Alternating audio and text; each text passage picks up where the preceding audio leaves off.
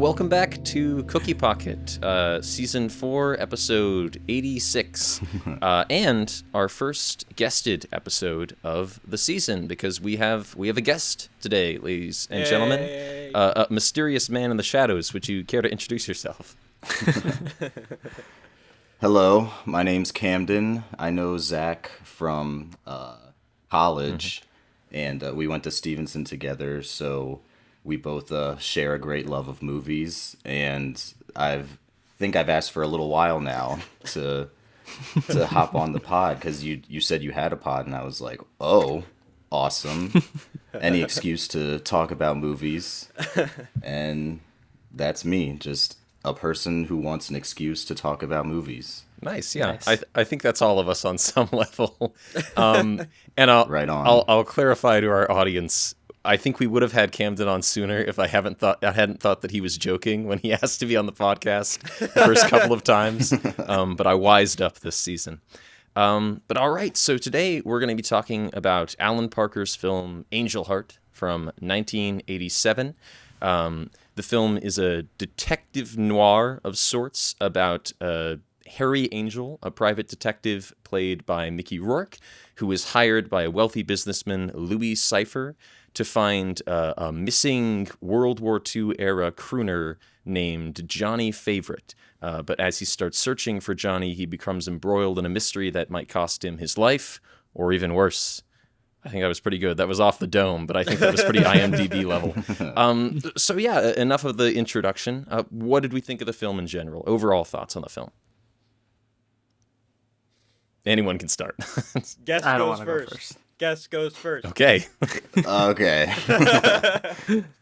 Well, I was a big fan of the vibes of this one a lot. I think big fan of old-timey New York, and wasn't expecting a trip down south either. So I think I'm a big fan of dream sequences, I think. So I did appreciate a lot of the just like quick cuts and like, is this a dream or not? Are these flashbacks? Are these memories? Are these whatever? I think I did have a problem overall with, I kind of guessed it, I think, pretty early. And from what I've read, I think a lot of people also did. And I'm someone who does not usually do that. So I thought for me to do that, big old idiot like me. But I think, like, even though the ride was kind of figured out early on, I think it was still a very enjoyable ride. And yeah, just the vibes of it, I liked a lot. Nice. Okay. Christian or Mitchell? Christian, I think your opinion has maybe a little more contrast, so I'm interested to hear from you. Okay, fine. I'll step into the fire. Though I will say I think I like this one more in retrospect. Now that I have a little space from it, I watched it. I think yesterday. It feels like longer, but I gave this a 2.5, and whatever. I could have easily given it a 3. And I love that it was all shot on location. I think you can really tell, and I think that adds a lot of energy to it, and it feels more sincere, and like Alan Parker has more space to sort of fill in his style, and he doesn't need to worry too much about accommodating the setting while doing things his way. I think my issue is similar to Camden's. I thought that I strangely the twist here, and yeah, big spoiler warning to those that haven't seen this film and want to, because we're going to ruin it for you very soon. But it was kind of like Hereditary to me in a weird way, where at this is going to sound strange, I know, but by the end of Hereditary, we find out that he's King Payman, and it's just kind of like, oh, so it was Satan. Oh, okay, sure. And it just and it's like fine, but it's kind of like, at least to me, the least interesting way to answer that question. And similar truth here. And but I think the performers are great. I mean Mickey Rourke is great. Lisa Bonet is great. I don't know. It just And I loved Birdie, which is another Alan Parker film that the three of us watched another time. But maybe just like kind of a swing and a miss for me. I didn't hate it by any means, but I thought the last 10 minutes really brought it down, especially the effect of the oh god, the yellow eye effect is pretty garish. Oh god, yeah. That made me laugh. Well, especially on the baby, it's really rough because the baby you can because you can't like make a baby hold still. So you can kind of tell on the baby that it's just like a still image of the baby's face that they've like roughly comped in place. And the baby's like moving around, but the face is still. Yeah. It's like the Thriller music video. Yeah, kind of, yeah. Yeah. Well. Yeah, Zach, your atmosphere sure is great and all, but it's only 3 stars for me, okay? That's all it's worth to me, because the plot of this, I guess, 2 seconds in, I saw the cat and I was already on board. I knew exactly what was going on. But yeah, it's so predictable, and it's kind of sad because it's a really good like combination of noir and like the supernatural occult stuff. I feel like it was mixed together atmospherically so well, and it was so well balanced that you didn't get tired of like either side of it, whether it was like the practical moving around of like the tools and the Bible and the gun and the every time he strikes something randomly with the match to light a cigarette is really fun. And even though it is pretty cheesy and like pretty much hits every stereotype, I mean, Robert De Niro is a great cast for Lucifer, but like, I mean, I knew he was Lucifer like the second I saw him, basically. and like Camden, I'm a big idiot, and I don't realize these things, or sometimes I'll overthink it and just be like, no, it's got to be something else. But this was like so simple, and yeah, I think that's kind of a universal problem between us. But at the same time, I think it was very engaging, and there is such creativity with how they approached the simplicity of the story, I guess, where, you know, having that each actor felt committed to the roles, but also it was like a unique experience with each one. It didn't feel like a cookie cutter, like each one's getting murdered. Every murder was like vastly different from the other. Each person had a vastly different personality. So big props to the supporting characters, in addition to the obvious triumphs of Mickey O'Rourke, as being like a fake Bruce Willis, like Christian said. But yeah, I think I think a 3 out of 5 is appropriate. I think the story seriously hinders a lot of the effects, especially like towards the end. Like the reveal did basically nothing for me, honestly. And I think it definitely killed a lot of the momentum that was built up from a lot of those stylistic choices. Okay. So maybe I'm the person who came off liking this film most in the group, because I've seen this movie twice now, because I bought it a couple years ago and watched it, and I was similarly like, okay. I mean, that was pretty good, but I didn't really like the ending, and I really got a kick out of it this time. I think in my review on Letterboxd, I said that I think the details are really great. I would call this like, it's like a really masterfully painted picture of like a barn, where the technique can be like extremely impressive, and the brush strokes might be so fine and detailed, but you pull out to the bigger picture and you're like, oh, it's a barn. Where the broad strokes just sort of feel like a little disappointing, where at the end you're sort of like, oh, is that it? But I think the performances are great. In terms of the technique, there's so many brilliant little close-up shots in this movie that I really love. And the close-ups in this, the insert shots, always actively contribute to the mood of like a scene. So I think a great example is paired with the sound design, the shot where Robert De Niro and Mickey Rourke are talking over breakfast somewhere, and Robert De Niro like rolls an egg on his plate to like crack it open, and paired with like the cracking of the shell, which is so high in the mix, at least for me, it's like a really off-putting moment where it makes you really uncomfortable, like when somebody like scrapes their nails on a blackboard. So I ended up giving it a 4 out of 5, because despite the overall arc maybe being a little predictable or a little disappointing, the details of it really worked for me. And at every point in the film, despite knowing where it was going, I found myself having a good time. So I enjoyed it. But we've all mentioned the ending to some respect, so I want to talk about that a little bit more. We've called it predictable, we called it disappointing, but I'm interested to hear how much of the ending exactly did you sort of feel you could predict going in? Because this is like a 4 twist in one ending.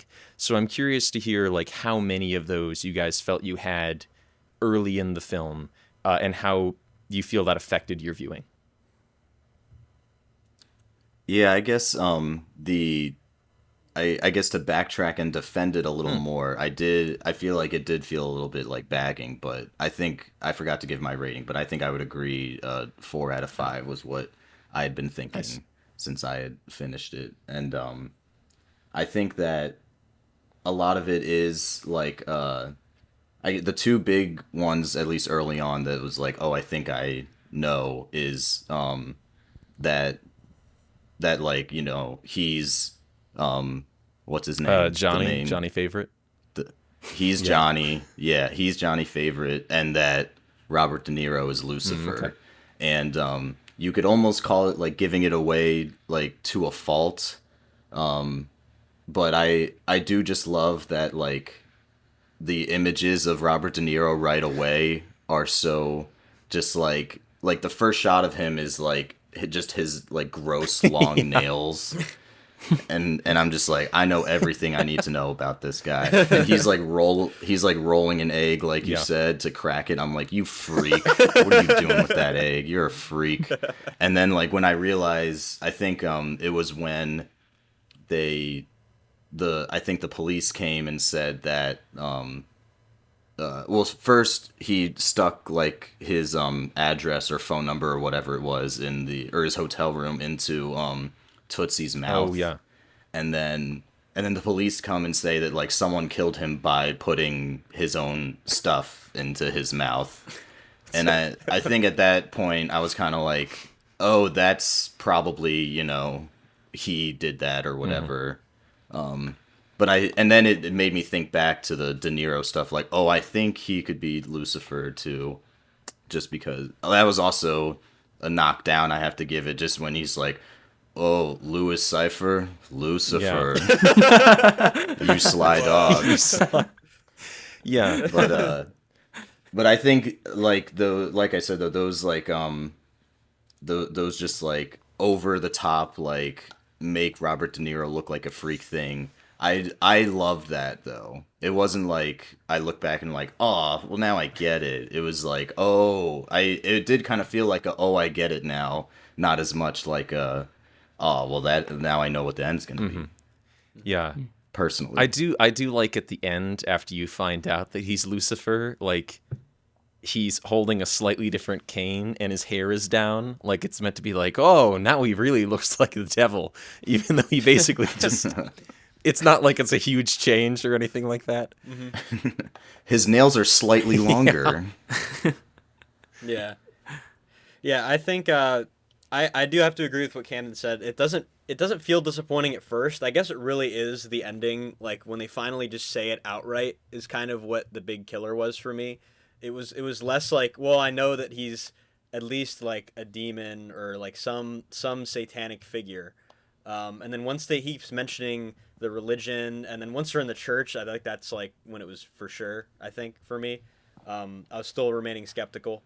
But yeah, I think I knew the first thing I knew, besides just the first thing I knew for sure was that he was Johnny Favorite, because I feel like that's a motif that's been used before. I don't know if that's the right word. Am I using something? Sure. It's something they used before, some type of cliche or something for like, oh, well, I don't know I'm murdering them, but I actually am, and I'm forgetting it, and that kind of thing. And the fact that they basically introduced him with saying that he was in a mental institution, that he had shell shock, that really, and then he also said that he also served, that really like connected the dots, because it was very obvious that we're not going to find he's not going to conventionally search and find someone. It's definitely going to turn into like some weird occult thing at some point, and then that's kind of what it did. And then it kind of turned into a big exposition dump with what's his name that died in the the what's her name's Margaret, yeah, her dad's name that was at the horse race or whatever, the wealthy, the gumbo. Yeah, the super wealthy. yeah. Margaret's dad. Margaret's dad. Yeah, that I think was pretty. I don't know. I guess it was kind of necessary, but I can understand the impact of the scene. But at the same time, it was like, well, I was kind of expecting that to be slowly rolled out the entire time, not just like thrown at me, and then he just goes to this big rigmarole and it like speed runs the entire end of the plot. But yeah, it was the first thing, like with that first conversation, that was when I was like keying into the fact that it's definitely going to be, he's off, he's having all these visions, like it gives you so many different nuggets. Not to say that the visions weren't well implemented, because I feel like they were very effective, and it was very, very creepy atmosphere. Yeah, I don't know how much I predicted it or knew it was going to happen. I don't know when I reached that point. I think it might have been when the guy dies in the soup. The gumbo, because I was kind of just like, oh, like no time has passed, and they're like the only people here, so therefore it could have been the old woman on the porch. Yeah, but no. And the other thing, oh my gosh, the other thing is when he's the what got me onto Louis Cypher was when he just like shows up in Louisiana, and he's just like, oh, I had stuff I had to do here, so it just I was just kind of like, he's not a person, he's more than a person. Though I'm ashamed I didn't, when he said Louis Cypher Lucifer, I was like, oh geez, I can't believe I didn't put that together just from the name, because I truly didn't. But oh my gosh, and the whole thing with what's her name, Epiphany being his daughter. Yeah. How about that? Huh? That was rough. And I guess the other clue there would be when he's choking her, when in that one scene. And there's blood everywhere. Yeah. I don't know, man. And it's not even that I took direct issue with it. It was just kind of like, I mean, it's structured so that you're like waiting to hear this thing, and then I was just kind of like, oh, okay. But in retrospect, it was shot well. It definitely held my attention. Like I wasn't bored at any point. So maybe I'm being too harsh. I don't know. Yeah, discussing it, and we'll talk about this a little bit later when we talk about the genre. But discussing the film, it occurs to me that this has a lot in common with Chinatown. But if Chinatown had voodoo, it's sort of like in Chinatown, if Jack Nicholson ended up finding out that he was looking for himself the whole time, and well, I'm going to spoil Chinatown too. So, and he actually had sex with his daughter, and that was the big oh no. There's a lot of like noir aspects of this plot, but specifically a lot of Chinatown aspects as well. But in terms of the twist on a rewatch, when I first watched it, I think I could almost immediately tell that De Niro was the devil, but I also kind of think I knew that going in because that was part of what I'd heard about the film. But the whole Johnny Favorite thing, I did not predict going in. But especially with the Satan aspect, it almost feels like it's not really meant to be a twist, and that you're kind of meant to know, because it's kind of heavily telegraphed early on. That great scene with the egg ends with him saying, in some cultures, the egg represents the soul. And then he eats it right in front of him, which in hindsight is a very kind of on the nose, who do you think I am type moment. So I think I still will agree that the ending is maybe a little rushed, maybe a little disappointing, because I do agree with you, Mitchell, that everything from the gumbo drowning onward does feel a little speed run. But I think the point might be for you to get this sense of sort of inevitability for Harry, and have this feeling that he's kind of sliding towards something, and you kind of know what it is the whole time, but you sort of hope it isn't that. And then by the end, oh no, that is what happened. And I think they almost manage it, but I think it misses by a couple degrees. I think the ending is maybe a little too quick. But I will agree that it doesn't quite have the punch that I think it's meant to. I don't know if you guys watched through the credits, but in the credits, it's him. Intercut with the credits is Harry descending in an elevator, and then eventually he gets to the bottom in this space of total darkness, and there's a whispered voice that says, "Harry, Johnny," which symbolically is pretty clearly, I think, meant to represent him sort of descending into hell. And I feel like if that had been included in some way before the credits rather than during them, it might have felt a little bit more conclusive to me. I don't think it would have been fantastic, but it would have been more than just Mickey Rourke looks dejected for like a half-second shot and then the title pops up. So yeah, I will agree that the ending is maybe a bit of a fumbled bag. But like I mentioned, let's talk about genre, because the internet refers to this film pretty commonly as a horror film. But it's got a lot of detective and noir elements, and I would say at least that there aren't really that many scares as much as there is gore. So what would you guys consider this film, and do you think it can be categorized in a genre at all? Yeah, I think similarly I heard after I'd watched it, horror, and I was like, oh, I guess so, yeah. It did feel more noir or thriller detective kind of thing. And I do think that it has a lot of horror elements. But yeah, it is hard to classify it in there because I like they do it a lot in the sound design, or just like in the background of like dripping rain on a railing or something that's like intensifying and it gets your heart beating, or just like a creaky fan and you're just like, stop it. Or just like very often they would cut from like, or he's about to like touch someone and like cuts very quickly to like a loud instrument playing or like someone screaming or something like that. And so I think thriller is what I thought when to put it just under one, I guess. That was the one I came out with thinking. Yeah. I think the one that occurs to me, like an instance of like the cutting to close-ups, one that's stuck with me even between my two viewings was when he finds Margaret's heart, and that whole sequence is intercut with a close-up of the boy like tap dancing outside, and it kind of like intensifies throughout. And I remember that being really like psychologically off-putting, even on a first watch. Yeah, my Apple TV rental agrees with the assessment of thriller. I probably do as well, though I see why it's in some circles thought of as a horror, and I think this might just be me, but I think that might be a commercial decision too, because I mean I think of people like my parents wouldn't say that they're horror movie fans necessarily. But they would watch something like Alien, but they wouldn't watch, I don't know, Zombie 2, like an Evil Dead reboot or something like that.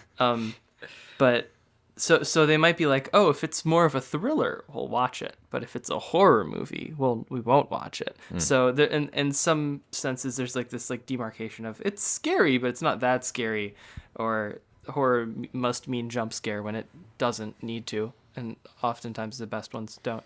But anyway, I don't know. And then noir is accurate too. I don't know, man. Thriller, I guess. But we all use these words differently, even if they're supposed to mean the same thing to all of us, I think. Sure. Supernatural, occult, thriller, mystery, horror with a 10-second X-rated scene. Sure. Which felt longer than 10 seconds seconds was cut to in me, some man. territories. It's adult. Yes. Which was awesome. Yeah. Totally worth it. Yeah, I'd say it's a thriller. It's a thriller with horror elements. Okay. I think, and maybe this is just that, like, I don't know. I don't really like thriller, as like a genre. Not that I don't like those movies, but I don't like kind of that label, really. Because I agree with Christian that a lot of the time it ends up being like a marketing thing, where it's like, well, we want to make a horror movie, but horror is a dirty word, so we'll call it thriller. To me, this really feels like a noir, because if it wasn't the devil that was if the devil didn't show up at the end, if Louis Cypher was just like a guy, then it would probably, I think, just be considered a violent detective story. And I don't really think there's anything in this that would make it qualify as like a horror movie. Now, if you consider the inclusion of the devil to make it a horror movie, then that might be the case. But I feel like even the inclusion of Lucifer isn't like in a very horrific way. Like when he shows up, he's like a man in a well-dressed suit. He's not like a monster that goes boogity boogity. Unless you count the orange eyes, which was an iffy effect. But yeah, so I don't know. I think of like, is something like Seven a horror film? I guess is sort of a comparison, where Seven is violent and has some shocking sequences of like after murders have been committed.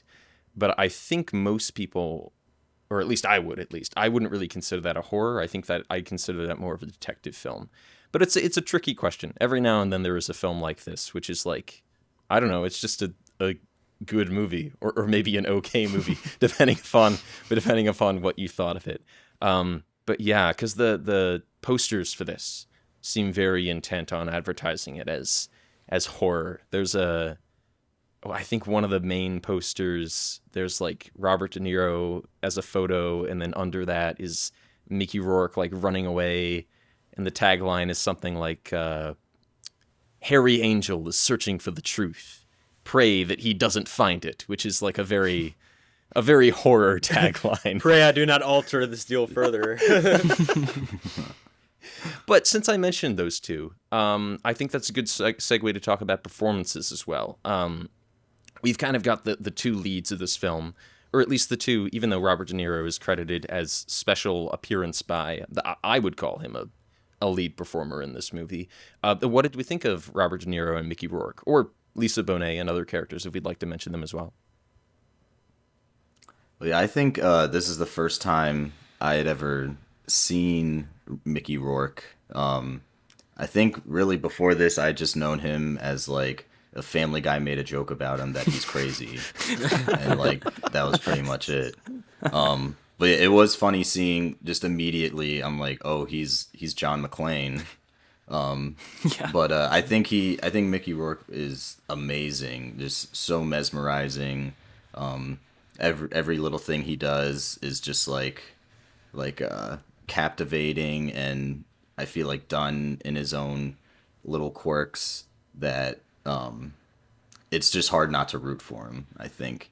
And De Niro too, I think he gave a performance that I feel like you don't see very often, and funny enough, I feel like is relatively subtle compared to a lot of stuff, even though it's like I'm the devil. But like it's weird thinking like I'm the devil is like this subtle performance. But yeah, it was awesome seeing him be just like wacky and creepy, freaky, all those kind of things. And yeah, I think the both of them just gave something that made it impossible to look away. Mm-hmm. Yeah, I'll second that. And even though I made the Bruce Willis comparison in my Letterboxd review, also partially because of the whole twist thing, just made me think of The Sixth Sense as well. But I don't say that to fault Rourke. I think he's great. And I also think De Niro is very good, though this might be more of a presentation thing. And I think for the most part, I'll echo what Camden just said about how low key it is and reserved. And I think it should be, because I mean, in a classical sense, the Satan or the devil or Lucifer should tempt you. You should be compelled to listen, or you should want to do the wrong thing, or in some way he should entice you and not just be oogity boogity and scare you away. So in that sense, I'm glad. I had mixed feelings about the like reveal where like, oh, I've let my hair down now. But I guess I'm glad that he didn't like turn red or something stupid like that, because it should feel more familiar and welcoming than. I can't remember if this was something that somebody told me in Sunday school or what, but I remember an adult figure telling me, the devil isn't scary. What's scary is like an angel or God, because they're like this awesome otherworldly power that you can't understand. But Satan or the devil is like wants to get to know you or something. To like charm. I don't remember manipulate. how That makes sense. But yeah, And that's a good point, because I feel like De Niro is then a perfect cast for that. Just he's so charming and compelling. Yeah, and everybody knows him from something, so in that sense, there's like a baked-in familiarity to his character, which I often take issue with when you recycle like a lead actor elsewhere. It just inherently is distracting, but it kind of works here. And I like Lisa Bonet too, but I'll just say like everybody in Louisiana is great. I don't really think there's a weak point there. I love all the names. We're taking that out of context. Oh yeah, I'm sure. Hey man, that's got to be like number 9 on the list of things I've said that you could soundbite me into. Whatever. Yeah, no, they were good. It was good.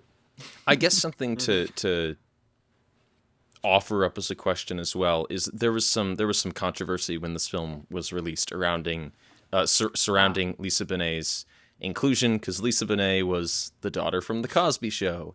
And then in this film, this was sort of her adult breakout role. She has this extended sex scene.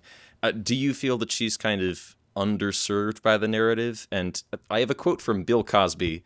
Oh my God. That's definitely a soundbite. I have a quote from Zach Bill has Cosby. a quote from Bill Cosby. It's going to make all of this okay, everyone. Yeah. Because when Lisa Bonet was considering auditioning for the film, apparently she talked to Bill Cosby, and he was like, "Yeah, you should." This sounds weird too. You should go for it. You should like take a risk with your career. And then after the release of the film, apparently he said that Angel Heart was a movie made by white America that cast a black girl, gave her voodoo things to do, and have sex. So do you think that she's like underserved by the film and just there to do voodoo things and have sex? We're getting into meaty topics here, guys. I didn't even answer the first question. This is a Zach. trap. Well, yeah, this is Mickey just Rourke- additional food for thought, Mitchell. I'm throwing it in your lap, hot Mickey potato. Rourke is better in this than in Iron Man 2 by a slim margin, but I'll allow it. Oh, I have seen him in something else. Yeah, I like him in Iron Man 2. Okay. But I want my board. Yes. No. The answer is no, Zach. okay. And what he said is a fact, and he's trying to make a statement about film as a whole, not just this film. I feel like, and I think she's almost as as intriguing of a character as Mickey Rourke is, just because she is skeptical going in, and she isn't like immediately like subservient to him in a way where it degrades her character, because in a way we're trying to like find the satanic projection on Johnny Favorite, because he's making these constant like very sinful decisions throughout the movie. And I feel like she acts a little bit more than just a temptress, just because of her role in the family tree, I guess. And that she's kind of the closest thing that he has that would reference that past, that's willing to finally feed into his ego and feed into his sinful nature.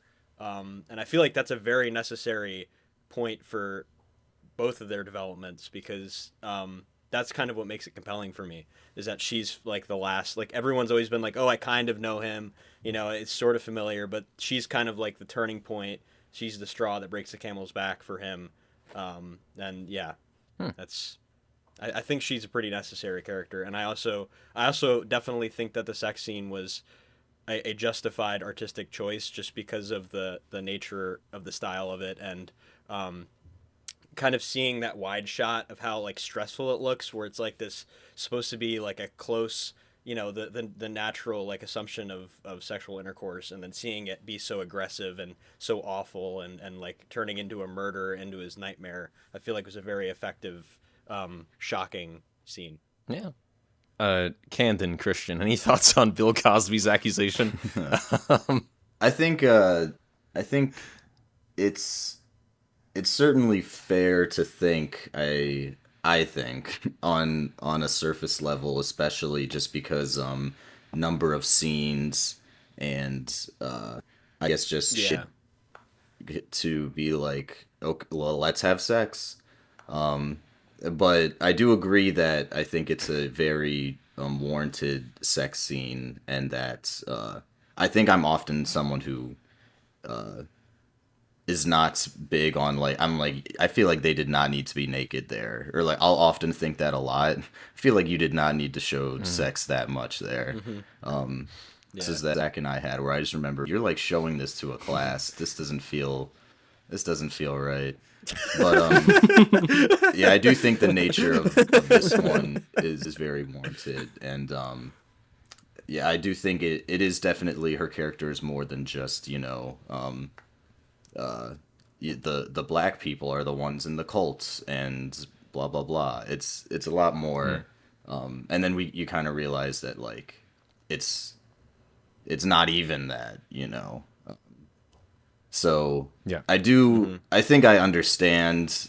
Well, I think also just the point is that I, a white man, will never really understand, and that I think that's the most I can do, is just admit that I don't, I guess. Yeah. That's fair. All right. Yeah. I don't know if it's really accurate to describe her character as a temptress, honestly, just because I think he seeks her out probably more than she seeks him out. Yeah. Just over the span of the runtime. Yeah, I don't know. I don't have much more to add other than that, but I guess I think, in addition to what Mitchell is saying about how she serves the story, I just think she's like a product of her surroundings, and I think we're supposed to like. Maybe we can have mixed feelings about this, but I think we're supposed to some level pity her existence, where she like is 17 and has this child, and basically all we know about her is that she gets by and she's attractive. Yeah, I think it definitely helps that in the end it's that she is the victim, not the temptress. Mm-hmm. Yeah. Mm-hmm. And I think anybody that sees, I think most people that see this would agree with that assessment. But. Yeah, and I do think, yeah, it's fair to point out that I think Mickey Rourke does more of the seeking. He certainly does more of the flirting in the film. Yeah, he's touchy. Because like the first time he meets her, he's like, "You got beautiful hair," and it's like, okay. Just ask where the gas station is or whatever he's looking for in that scene. But yeah, I think all-around performances are great. I think it was Michael Cimino who directed The Deer Hunter, did a couple films with Mickey Rourke. And at some point he said in an interview that if Mickey Rourke had died after making Angel Heart, he would have a legacy comparable to that of like James Dean, where people would be like, oh, what would this great actor have done if he'd continued to live? Because I think you're right, Camden. Every single little choice that he makes in this movie is so impossible to like look away from. Even if it's just like when he's in the church having that conversation with Robert De Niro, and there's a bit where he like, I think he blows his nose before shaking Robert De Niro's hand, and it's just this little thing, but it feels so like human, and he's so fidgety. And he's constantly lighting cigarettes, and just little things that he adds to the dialogue as well, where all of his slang is very believable, and he feels like this very lived-in character. Like when he's talking to Lisa Bonet about having seen the voodoo ceremony, and he says something like, "I saw a little jig that you did with the cock-a-doodle-doo round back," and it feels like actual slang that character would use, and it doesn't feel. A lot of the time when people write like a detective character in a film like this, they make him very like direct and straight-laced so that he can be kind of distressed by the things around him and sort of shaken. And so there's kind of, I guess, a greater contrast between him and the villains of the story. But I think you get the impression in this that Harry Angel isn't like the greatest guy. He seems like a bit of a brute, and he might not like go out of his way or anything, but he didn't seem like the nicest guy, and it's not like he's this pillar of virtue who's being dragged down or anything like that. So I think there's stuff for Rourke to work with there. And similarly, De Niro, I agree, in contrast to Mickey Rourke, where everything is so fidgety and small, and he's like always touching his face and like licking his lips. De Niro is like so static, and so the smallest thing of like he just like twiddles his cane a little bit becomes this moment of suspense. Oh, what does that mean? What is he thinking when he does that? What is he gonna do next? And so I think the two of them are just electric to watch. I don't really know why De Niro is credited as special appearance by, because that implies that he's in like one scene or something like that. But he's all over the poster. He's a very key part of this film. Maybe it was just a contract thing and he was only on set for a couple of days. But I do think he's a big part of what makes the film work. And in regard to Lisa Bonet, I think we've kind of pointed out the temptress victim dynamic. I do think what makes her incorporation really interesting and her character's incorporation really interesting is that the story is almost built up to make us sort of suspect her, and we see that she's practices voodoo, and we're meant to think like, oh no, she's involved somehow, but it ends up just being that's like her culture and doesn't really have anything to do with Johnny being missing or people being killed. And so she's almost this kind of like red herring femme fatale, where we're meant to think that she's going to be this villainous figure that the hero falls for, and that it actually ends up being the total reverse. So yeah, I really love the acting and performances and all the little details, and it just kind of ends up being the plot and the story that I think weigh this down. Yeah, I think we've had a pretty extensive discussion on this film. Any final thoughts before we move into kind of our ending segments? I did want to say that I agree. I don't know if actually I brought it up. If I did, then I'll make it quick. But just the whole idea that like, yeah, it's even though it is rather predictable, it's like maybe it's supposed to be kind of thing. At least, especially with De Niro. And then thinking about it that way, I'll be interested to go back and watch it. And thinking about it that way, I feel like lets you focus more on the how you get there, not the what happens at the end aspect. And because I watched like a couple videos afterwards too, and talking about like the Lady in Black, and just like how there's like theories upon theories of like, well, who was there and like who is the Lady in Black, and like I thought like, oh, a second watch would be interesting to see where my mind would go, because I feel like I don't usually think too deeply about something until after it's done. So it'll be interesting to go back and watch all these different theories I've heard now and think like, what could that be? And that would incorporate a lot of the how, not the what happens at the end. Actually, Camden, I'm glad you brought that up, because the whole Lady in Black angle in kind of connection to the ending brings up something else I wanted to ask. So we're kind of diverting from final thoughts here. But at the end, we see that the Lady in Black, at least outside of Angel's hotel room, is De Niro. Like he's got his beard shaved and his hair cut, but that's De Niro outside. And before De Niro left Mickey Rourke at Margaret's apartment, he takes the gun and he takes the dog tags. So do you think that, do we think that Harry killed Lisa Bonet's character?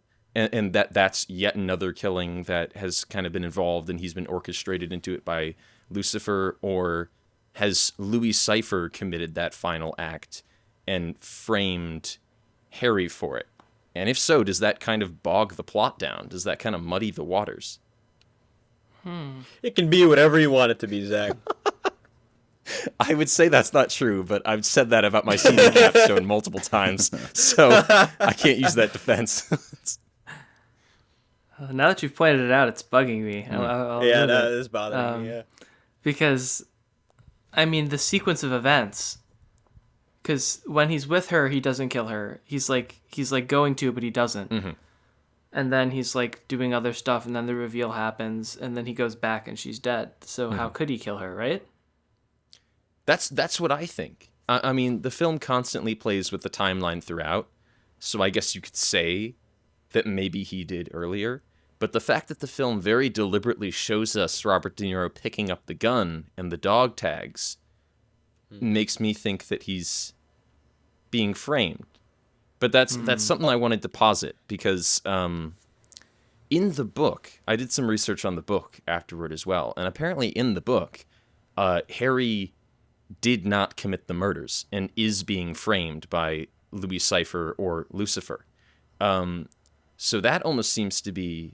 And the script seems to think that Harry did it, like throughout the whole thing, except for that final murder, where the timeline does seem to line up in a way that indicates that he's being framed. So yeah, I wanted to throw that out there, because as we've been talking, I was like, wait a minute, that doesn't line up. Kind of as I was thinking back about the film. It's interesting because I don't think I thought of it before, but thinking about it now, I think that because I think what I imagined was that, I don't know if this is right or if it's like, oh, that's it, yeah, it's known to be that, but that that Lucifer or like whoever was the one who killed the soldier, or that is Favorite, right? Or no, or that's Angel. So yeah, Favorite killed the soldier Johnny Angel and ate his heart in the ceremony, and because he was trying to like hide from Lucifer, who he made the deal with. So the Harry Angel that we have been following the whole movie has actually been Johnny Favorite, but he just hasn't known it because he like took on Harry Angel, the original Harry Angel's like whole life and mind and experiences in that ceremony. Okay. Is what I got from that. Because then I guess I think I thought that it was like, well, it's actually Lucifer. Just went like in the end when it's like, oh, the lady in black, it's like that's De Niro's face. But even still, I think that the framing thing works out just because. Oh man, I have no idea what I was gonna say now. It drew we never know completely either. blank. Just for the record. I don't know. It's all right. We're kind of going off road with this. Well, yeah, one, I was just so. like, oh yeah. Well, it was because he was like, he kept saying he was framing him, and then Lucifer was saying, no, you did this, or like was trying to. Oh, okay. Lead on that narrative. I think I remembered it. Yeah. Because I also have no idea if this is right or wrong at all. But I was under the impression, not a very religious guy here, so who knows. But I was always under the impression that like Lucifer or the devil or whoever gets someone else to do their bidding. And I always thought it was like he doesn't actually kill anyone. So it would make sense that then Favorite or Angel in the end is the one who kills Lisa Bonet. But yeah, it is like I do think that I don't know if the whole timeline thing really bothers me, because I think that they just played around with it the entire movie too. The whole thing with like he stuck his phone number in his mouth and it's like, oh, we found him with a in his mouth, and it's like, or just the whole like, yeah, he like goes into the back room and then runs out, and like the Margaret's dad is like already dead. So I think they mess around with that enough to the point where you could still say that like he ran and did it. But if that is true, that like or like in the book, apparently he's framed. I don't know how Lucifer then does it, because that was my whole thought, was that he gets other people to do that. So I'm not sure. Mm-hmm. Yeah, and I admittedly don't know a ton about the book. I want to watch it after, not watch it. I want to read it after That'd be easier. And look at this book. It might be a case where like maybe Louis Cypher is not overtly the devil in the book or something like that. I really don't know. Apparently, it's quite different from the movie, where apparently cinematic universe. Apparently, the book, they never go to New Orleans. The entire book is set in New York. So that's already like a pretty big change. So I think it's open to, the book might be totally different, and Louis Cypher might just be like a scary mob boss. I really couldn't say. All right. It's actually Robert De Niro. Yeah. So back to actual final thoughts. Mitchell, Christian, any final thoughts you wanted to post here? Sometimes I think 3 out of 5. Okay. Yeah. I was gonna complain about the synth score, just which is in like most '80s films, because that's what that was at that time, and it does totally date it, but like, whatever, man, that's fine.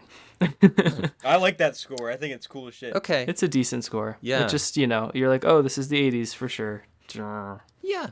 I'm kind of okay with that, though. There are some synth scores that sound like Funky Town, where I'm like, okay, this is pretty dated, and it's a little embarrassing. But I quite like the kind of like cavernous sound of the score to this one, where it does sound creepy to me. And I love the sax. I love the little like creepy sax riffs that come in every now and then. Yeah, I like the saxophone.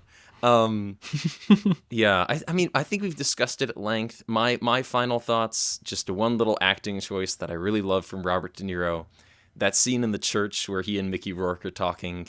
Mickey Rourke like leans forward and talks about how Toot Sweet was found with a part of the body in his mouth that's meant for pissing, and Robert De Niro like goes, shh, language, and just the look on his face is, it's almost like a mischievous like uncle or something who knows that he kind of knows that you can swear in the church, and we're going to be cool about this, and this is all just good fun, even though we're talking about a man who was mutilated and murdered. And I think that whole scene in the church is one of my maybe my favorite scene with De Niro in the movie. Anytime he shows up, he's great in the film.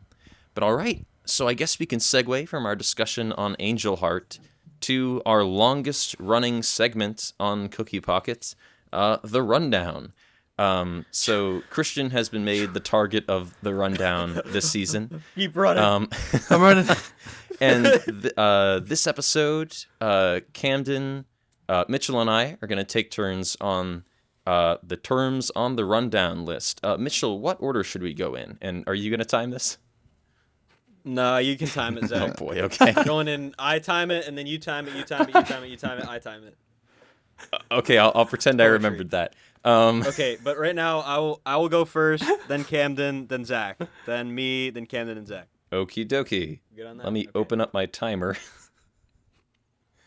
I used to be right. the clock man back in the day. It's true. How the mighty have fallen. Wait, sorry. All right, we all ready to run just down? to clarify. Oh yeah, no problem. I'm second.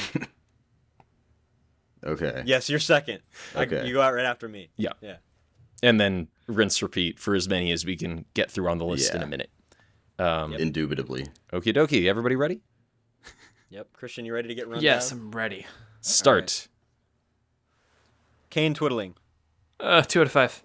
Opening up your hearts and wallets. 4 out of 5. Special entertainment services. 3 out of 5. The invention of ballpoints. 4 out of 5. New Orleans parades. 3 out of 5. I got a thing about chickens. 4 out of 5. Nose shields. 3 out of 5. One less lawyer in the world.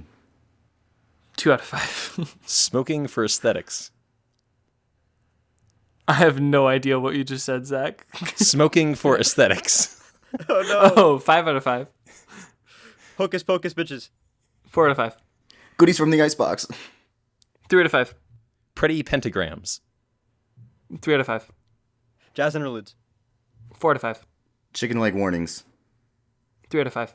He sold his soul for rock and roll. Oh shit. Oh, 4 out of 5. Dumbo.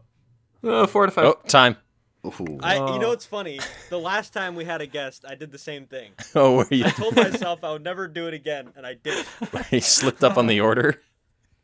Anyway, we got a number. So, Camden, after like every episode, we always have some rundowns left over. In our finale, we add all the ones we never did, and then just do that. All It's right. pretty fun. And eventually we'll end up with ones that never got said from those either. It's Yep. it's always Yes. collecting. There's a landfill of rundown terms somewhere. All right. Well, we are coming toward the end of our episode. Camden, thank you for being here. Is there anything you'd like to plug before we end today? Sure. I guess my letterboxd is I think CM Praisner 99. Praisner is Praisner. And then letters CM Praisner 99. I think I made that way more complicated than it needs to be. But That'll also be we in will the link find you. underneath the YouTube version of this episode. So Yeah. okay. But yeah, thank you all again for having me on. Longtime fan. Appreciate the opportunity just to talk about movies. absolutely. Yeah, thanks for being here. Sounds great. Yeah, thank you so much. And I guess, Christian, you're going to be hosting our next episode. What are we talking about next time? Well, for no other reason other than the fact that it's the thing on my list that I most want to watch next. And my list is full of stuff I haven't seen for the first time this season to shake it up, because I did a lot of rewatches in our old seasons. Next up, we'll be discussing Francis Ford Coppola's The Outsiders. Mostly because I'm cycling through his filmography and Tom Cruise's filmography, and it's a pretty star-studded cast from when these stars were a lot younger. And I've never seen it, but gosh, the last Coppola film I saw was The Conversation, and it rocked my socks off. So boy howdy, I'm ready to get Francis pilled again. Okay. So if you too would like to get Francis pilled, tune in to our next episode on Francis Ford Coppola's The Outsiders. All right. So without further ado, thank you, good night, and we'll see you next time. Bye-bye. Bye.